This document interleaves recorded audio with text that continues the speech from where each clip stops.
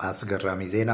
የሳውዲ አረቢያ ብሔራዊ ቡድን ለዓለም ዋንጫ ማለፉን ተከትሎ 5 ሚሊዮን የሳውዲ ሪያል ወይም ደግሞ 189 ሚሊዮን የኢትዮጵያ ብር ለእያንዳንዳቸው ተጫዋች ሸለመች።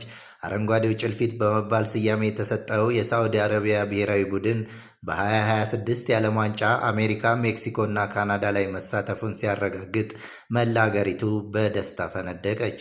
ይህ ለስድስተኛ ጊዜ የሚደረግ የዓለም ዋንጫ ተሳትፎ 3 ጊዜ በተከታታይ የፈረንሳዩ አሰልጣኝ ሄርቬ ሬናርድ የመሩት ቡድን በጄዳህ ኢራቅን 0-0 በአቻ ውጤት በመለያየቱ ወርቃማ ትኬቱን አግኝቷል።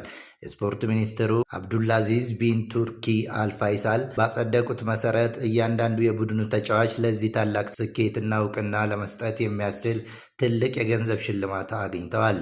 ይህ ታላቅ ሽልማት የአረንጓዴዎቹን ጭልፊት ጠንካራ ጥረትና ቁርጠኝነት ያሳያል።